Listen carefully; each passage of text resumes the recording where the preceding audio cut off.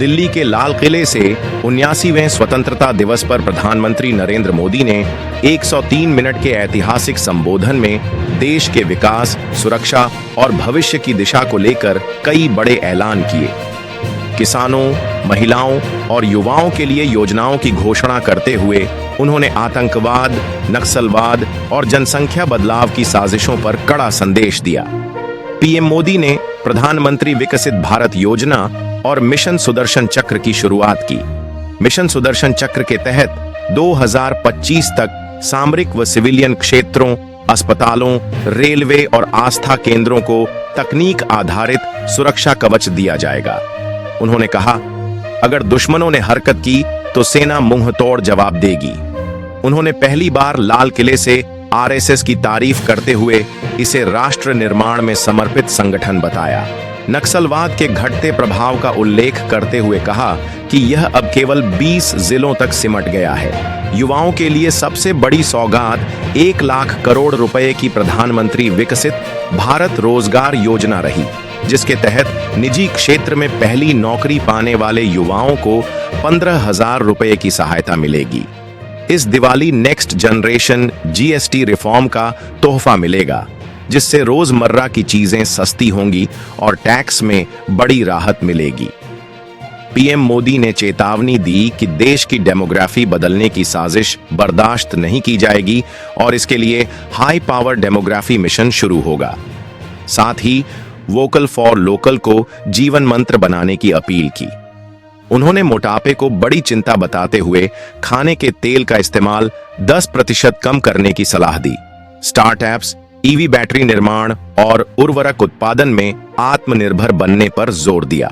मुख्य घोषणाएं: प्रधानमंत्री विकसित भारत योजना, मिशन सुदर्शन चक्र, आधुनिक सुरक्षा कवच, हाई पावर डेमोग्राफी मिशन, नक्सलवाद का दायरा घटकर 20 जिलों तक 1 लाख करोड़ रुपए की रोजगार योजना, पहली नौकरी पर 15,000 की सहायता, दिवाली पर next generation GST reform, vocal for local का आह्वान, मोटापे से बचाव के लिए तेल की खपत घटाने की अपील। संदेश साफ: सुरक्षा, आत्मनिर्भरता और विकास के रास्ते पर देश को आगे बढ़ाना।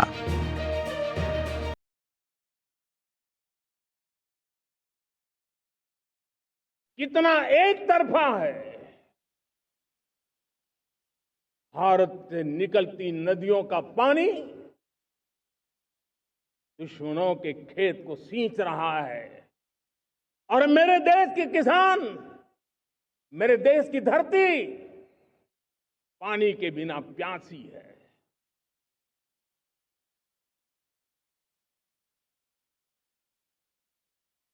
ये ऐसा समझौता था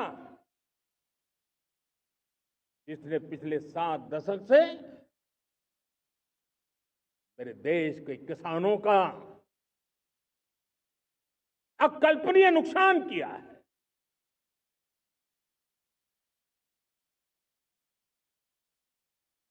अब हिंदुस्तान के हक का जो पानी है, उस पर अधिकार सिर्फ और सिर्फ हिंदुस्तान का है, हिंदुस्तान के किसानों का है।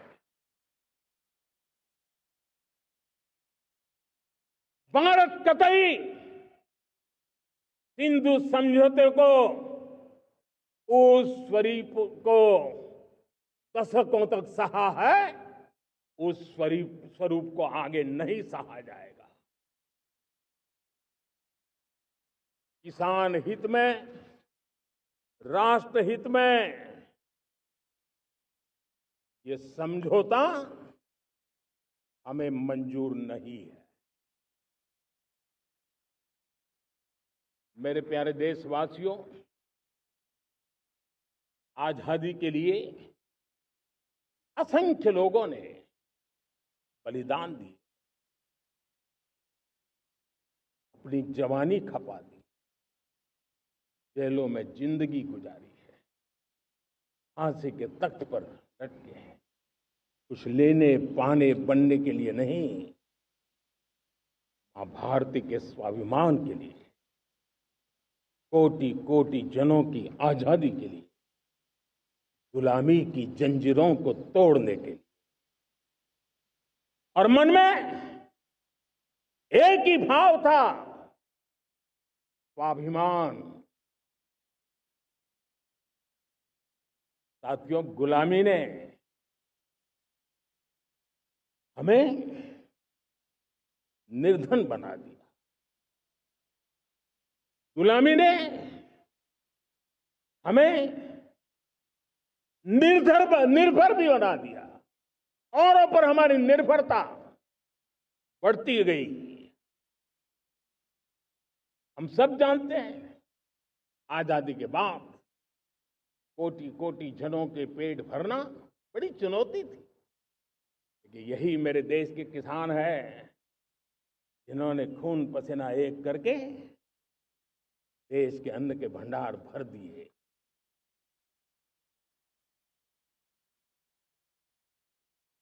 अनाज के संबंध में देश को आत्मनिर्भर बना दिया। एक राष्ट्र के लिए आत्मसम्मान की सबसे बड़ी कसौटी आज भी उसकी आत्मनिर्भरता है। और मेरे प्यारे देशवासियों, विकसित भारत का आधार भी है आत्मनिर्भर भारत।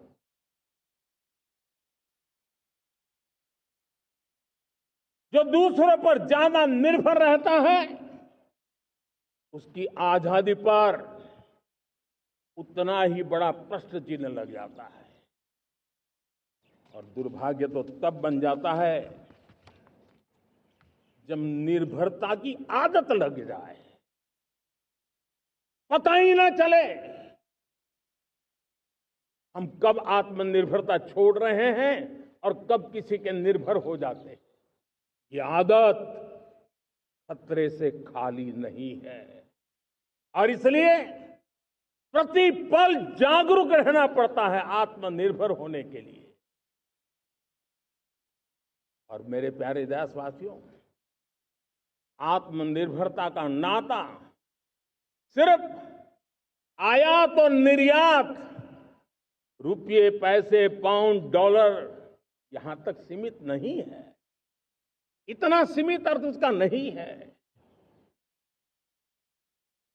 आत्मनिर्भरता का नाता हमारे सामर्थ्य से जुड़ा हुआ है।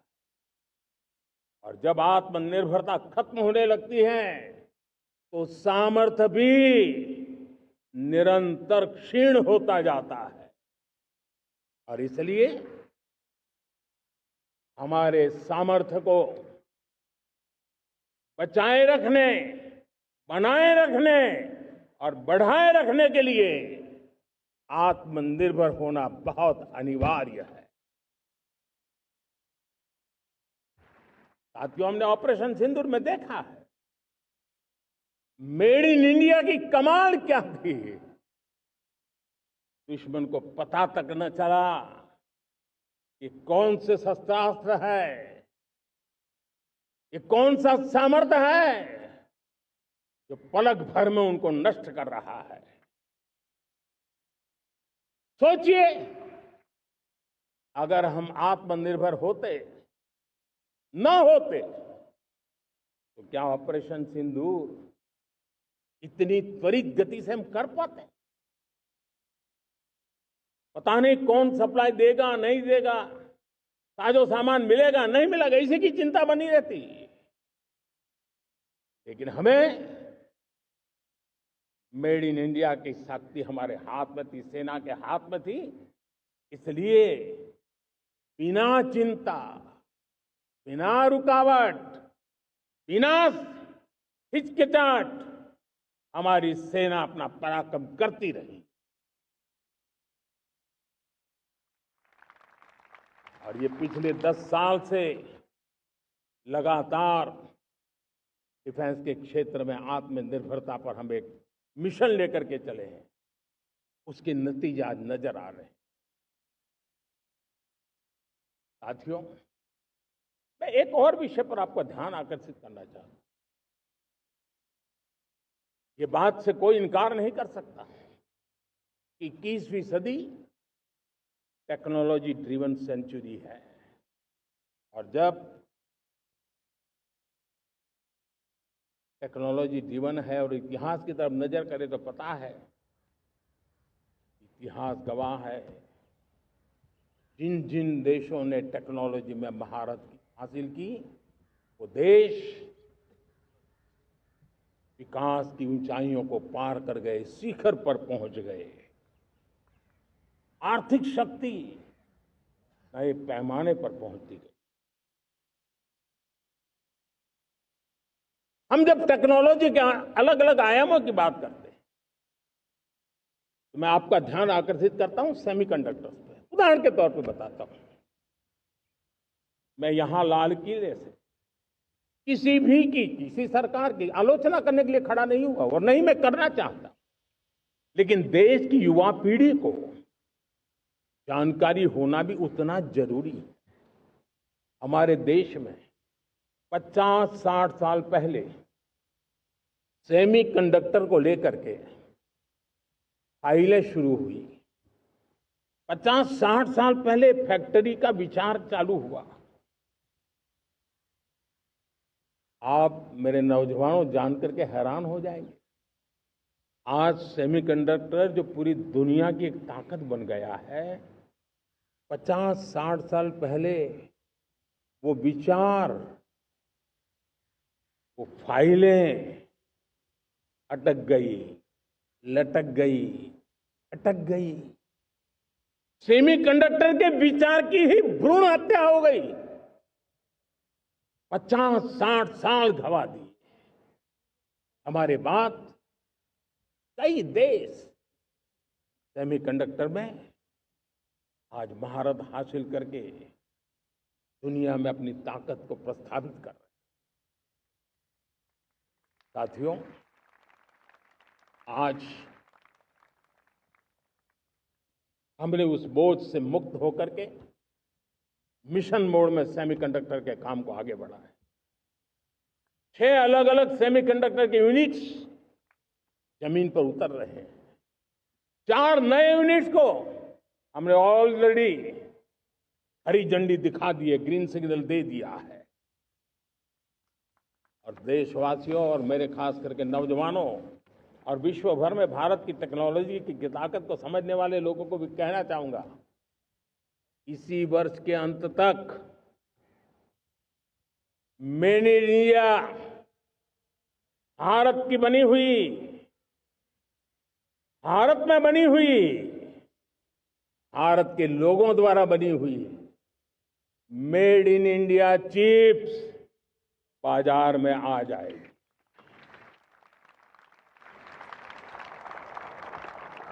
मैं दूसरा उदाहरण देना चाहता हूं। अब ऊर्जा के क्षेत्र में हम सब जानते हैं कि हम एनर्जी के लिए बहुत सारे देशों पर डिपेंडेंट है। पेट्रोल हो, डीजल हो, गैस हो, लाखों करोड़ रुपए हमें खर्च करके लाना पड़ता है। हमें इस संकट से देश को आत्मनिर्भर बनाना, ऊर्जा में आत्मनिर्भर बनाना बहुत जरूरी है। हमने बीड़ा उठाया और आज 11 वर्ष में सोलर एनर्जी 30 गुना बढ़ चुकी है। हम नए नए डैम बना रहे हैं ताकि हाइड्रो का विस्तार हो और हमें क्लीन एनर्जी की उपलब्ध हो। भारत मिशन ग्रीन हाइड्रोजन लेकर के आज हजारों करोड़ रुपए इन्वेस्ट कर रहा है। भविष्य की ऊर्जा को ध्यान में रख करके, ऊर्जा के क्षेत्रों को ध्यान में रख करके भारत न्यूक्लियर एनर्जी पर भी बहुत बड़े इनिशिएटिव ले रहा है। न्यूक्लियर एनर्जी में 10 नए न्यूक्लियर रिएक्टर तेजी से काम कर रहे हैं। 2047 तक, जो कि हमने विकसित भारत का लक्ष्य तय किया है, जब देश की आजादी के 100 साल होंगे, हम परमाणु ऊर्जा क्षमता 10 गुना से भी अधिक बढ़ाने का संकल्प लेकर के आगे बढ़ रहे हैं। मेरे प्यारे देशवासियों, रिफॉर्म एक निरंतर प्रक्रिया है। समयानुकूल परिस्थिति के अनुसार रिफॉर्म करते जाना होता है। हम न्यूक्लियर एनर्जी के क्षेत्र में बहुत बड़े रिफॉर्म लेकर के आए। अब हमने प्राइवेट सेक्टर के लिए भी परमाणु ऊर्जा को उसके द्वार खोल दिए हैं। हम शक्ति को जोड़ना चाहते हैं। मेरे प्यारे देशवासियों, दुनिया जब आज ग्लोबल वार्मिंग को लिए चिंता करती है, तब मैं विश्व को भी बताना चाहता हूं कि भारत ने तय किया था कि हम 2030 तक क्लीन एनर्जी भारत में 50% पहुंचा देंगे। ये लक्ष्य हमारा 2030 तक था। मेरे देशवासियों का सामर्थ्य देखिए, मेरे देशवासियों की संकल्प शक्ति देखिए, मेरे देशवासियों को विकसित भारत बनाने का संकल्प को पूर्ण करने के लिए उनकी दौड़ देखिए। हमने जो लक्ष्य 2030 में तय किया था, वो 50% क्लीन एनर्जी का लक्ष्य 2025 में हमने कर लिया। 5 साल पहले हमने अचीव कर लिया, क्योंकि विश्व के प्रति भी हम उतने ही संवेदनशील हैं, प्रकृति के प्रति भी उतने ही हम जिम्मेवार लोग हैं। मेरे प्यारे देशवासियों, बजट का बहुत बड़ा हिस्सा ये पेट्रोल, डीजल, गैस, इन सबको लाने के लिए खर्च होता था। लाखों करोड़ रुपए चले जाते थे। अगर हम ऊर्जा में डिपेंडेंट न होते तो वो धन मेरे देश के नौजवानों के भविष्य के लिए काम आता। वो धन मेरे देश के गरीबों को गरीबी के खिलाफ लड़ाई लड़ने में काम आता। वो धन मेरे देश के किसानों के कल्याण में काम आता। वो धन मेरे देश के गांव की परिस्थिति को पलटने के लिए काम आता। लेकिन हमें विदेशों को देना पड़ रहा। अब हम आत्मनिर्भर बनने की दिशा में काम कर रहे हैं। देश को विकसित बनाने के लिए हम अब समुद्र मंथन की तरफ भी जा रहे हैं। हमारे समुद्र के मंथन को आगे बढ़ाते हुए हम समुद्र के भीतर के तेल के भंडार, गैस के भंडार, उसको खोजने की दिशा में एक मिशन मोड में काम करना चाहते हैं। और इसलिए भारत ने national deep water exploration mission शुरू करने जा रहा है। ये ऊर्जा इंडिपेंडेंट बनने के लिए ये हमारी महत्वपूर्ण घोषणा है। मेरे प्यारे देशवासियों, आज पूरा विश्व क्रिटिकल मिनरल को लेकर के बहुत ही सतर्क हो गया है। उसके सामर्थ्य को लोग भली भांति समझने लगे हैं। कल तक जिस तरफ ज्यादा ध्यान नहीं था, वो आज सेंटर स्टेज पे है। हमारे लिए भी क्रिटिकल मिनरल्स में आत्मनिर्भरता बहुत अनिवार्य है। एनर्जी का सेक्टर हो, इंडस्ट्री का सेक्टर हो, रक्षा क्षेत्र हो, टेक्नोलॉजी के हर क्षेत्र हो, आज क्रिटिकल मिनरल्स की टेक्नोलॉजी के अंदर बहुत अहम भूमिका है। और इसलिए नेशनल क्रिटिकल मिशन हमने लॉन्च किया है। 1200 से अधिक स्थानों पर खोज का अभियान चल रहा है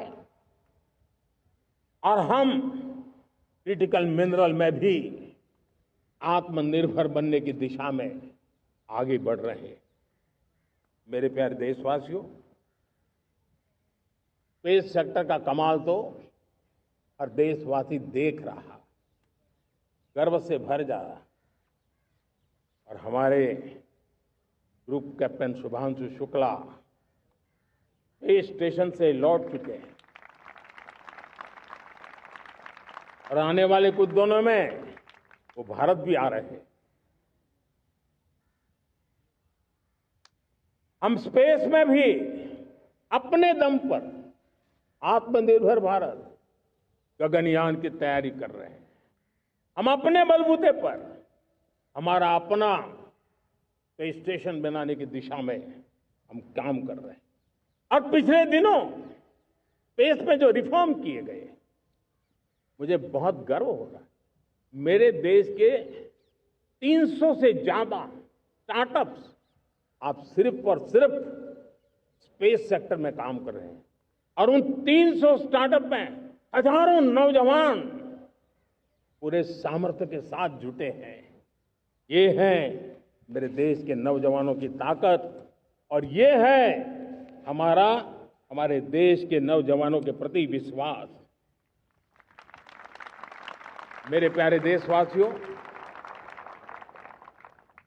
140 करोड़ भारतवासी 2047 में जब आजादी के 100 साल होंगे, विकसित भारत के संकल्प को परिपूर्ण करने के लिए पूरी ताकत से जुटे हैं। इस संकल्प की पूर्ति के लिए भारत आज हर सेक्टर में आधुनिक इकोसिस्टम तैयार कर रहा है और आधुनिक इकोसिस्टम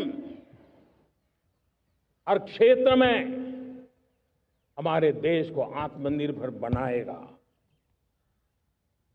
आज मेरा लाल किले की प्राचीर से मेरे देश के युवा वैज्ञानिकों को, मेरे टैलेंटेड यूथ को, मेरे इंजीनियर्स को और प्रोफेशनल्स को और सरकार के हर विभागों को भी मेरा आह्वान है, क्या हमारा अपना made in India fighter jets के लिए जेट इंजन हमारा होना चाहिए कि नहीं होना चाहिए?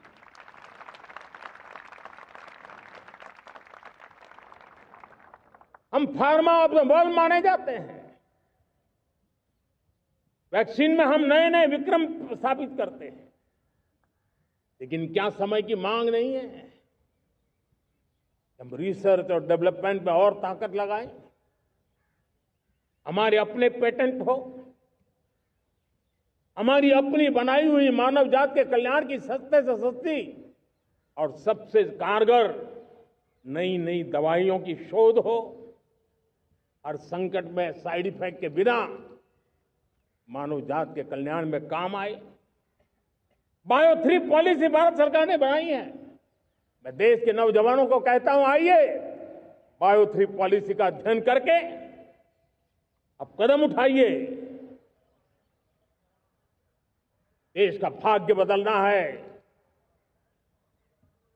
आपका सहयोग चाहिए। मेरे प्यारे देशवासियों, आज आईटी का युग है, डेटा की ताकत है। क्या समय की मांग नहीं है? ऑपरेटिंग सिस्टम से लेकर के साइबर सुरक्षा तक, डीप टेक से लेकर के आर्टिफिशियल इंटेलिजेंस तक, सारी चीजें हमारी अपनी हो, इस पर हमारे ही लोगों का सामर्थ्य जुटा हुआ हो, उनकी सामर्थ्य शक्ति का विश्व को परिचय कराए। साथियों, आज दुनिया में सोशल मीडिया का हो, बाकी प्लेटफॉर्म का हो, दुनिया के प्लेटफॉर्म पर हम काम कर रहे हैं। दुनिया ने हमने दिखा दिया है, यूपीआई का हमारा प्लेटफॉर्म आज दुनिया को अजोबा कर रहा है। हमारे में सामर्थ्य है। रियल टाइम ट्रांजैक्शन में 50% अकेला भारत यूपीआई के माध्यम से कर रहा है। इसका मतलब की ताकत है। क्रिएटिव वर्ल्ड हो, सोशल मीडिया हो, ये जितने भी प्लेटफॉर्म्स हैं, मेरे देश के नौजवानों में चुनौती करता हूं आपको, आइए हमारे अपने प्लेटफॉर्म क्यों ना हो, हम क्यों दूसरों पर निर्भर रहे, क्यों भारत का धन बाहर जाए। और मुझे आपके सामर्थ्य पर भरोसा है। मेरे प्यारे देशवासी, जैसे ऊर्जा के क्षेत्र में हम डिपेंडेंट हैं, वैसा ही देश का दुर्भाग्य है कि फर्टिलाइजर, उसमें भी हमें दुनिया पर निर्भर रहना पड़ता है। मेरे देश के किसान भी फर्टिलाइजर का सही उपयोग कर करके धरती माता की सेवा कर सकते हैं। अनाप शनाप उपयोग से भी धरती मां को बहुत नुकसान पहुंचा रहे हैं। लेकिन साथ साथ मैं देश के नौजवानों को कहना चाहता हूं, देश के उद्योग जगत को कहना चाहता हूं, देश के प्राइवेट सेक्टर को कहना चाहता हूं, आइए हम फर्टिलाइजर के भंडार भर दें, हम नए नए तौर तरीके खोजें और भारत की आवश्यकता के अनुसार हम अपना फर्टिलाइजर तैयार करें। हम औरों पर निर्भर न रहे। साथियों, आने वाला युग ईवी का है। अब ईवी बैटरी क्या हम नहीं बनाएंगे? हम निर्भर रहेंगे? सोलर पैनल की बात हो, इलेक्ट्रिक व्हीकल्स के लिए जिन जिन चीजों की आवश्यकताएं हैं, वो हमारी अपनी होनी चाहिए। साथियों, मैं ये इसलिए कहने की हिम्मत करता हूं, क्यों? क्योंकि मुझे देश के नौजवानों के सामर्थ्य पर भरोसा है। और भरोसा सिर्फ वो मेरे देश के नौजवान है इतने मात्र से नहीं है। कोविड के समय हम बहुत सारी चीजों पर निर्भर थे। तो मेरे देश के नौजवानों को कहा गया कि वैक्सीन हमारी अपनी चाहिए, देश ने करके दिखाया। कोविन प्लेटफॉर्म हमारा अपना होना चाहिए, देश ने करके दिखाया। करोड़ों करोड़ों लोगों की जिंदगी बचाने का काम हमने किया है। वही स्पिरिट, वही जज्बा हमें जीवन के हर क्षेत्र में आत्मनिर्भर बनने के लिए अपना सब कुछ देना है। अपना जो बेस्ट है वो हमें दे करके रहना है। साथियों, पिछले 11 साल में एंटरप्रेन्योरशिप, उद्यमशीलता को बहुत बड़ी ताकत मिली। आज लाखों स्टार्टअप्स टियर 2, टियर 3 सिटी में देश की अर्थशक्ति को, देश के इनोवेशन को ताकत दे रहे हैं। उसी प्रकार से मुद्रा योजना से हमारे देश के करोड़ों नौजवान, उसमें भी हमारी बेटियां, करोड़ों करोड़ों लोग मुद्रा से लोन लेकर के अपना खुद का कारोबार कर रहे हैं। खुद तो अपने पैरों पर खड़े हुए हैं, लेकिन औरों को भी पैरों पर खड़े रहने की ताकत देते हैं। वे भी एक प्रकार से हर व्यक्ति को आत्मनिर्भर बनाने का अवसर दे रही है। मेरे साथियों, विमेन सेल्फ हेल्प ग्रुप, किसी का ध्यान नहीं था। पिछले 10 साल में विमेन सेल्फ हेल्प ग्रुप ने कमाल करके दिखाया। आज उनके प्रोडक्ट दुनिया के बाजार में जाने लगे हैं। लाखों करोड़ों का कारोबार हमारे विमेन सेल्फ हेल्प ग्रुप पर है। मैंने एक बार मन की बात में खिलौने की बात कही थी। हम करोड़ों करोड़ रुपए के खिलौने विदेश से लाते थे। मैंने ऐसे ही मन की बात में कहा, करे मेरे देश के नौजवानों, ऐसा भी करें नहीं क्या, किलो भी बाहर जाएंगे। और आज मैं गर्व से कहता हूं कि मेरा देश खिलौने एक्सपोर्ट करने लग गया है। यानी देश के सामर्थ्य को हर प्रकार के अवसर मिले, हर रुकावटों से मुक्ति मिले, उसको सर्वाधिक करने के लिए प्रेरित किया जाए। देश कर सकता है। अगर आप देश की ताज़ा खबरें और अपडेट्स चाहते हैं तो श्री कारनी न्यूज़ को सब्सक्राइब करें।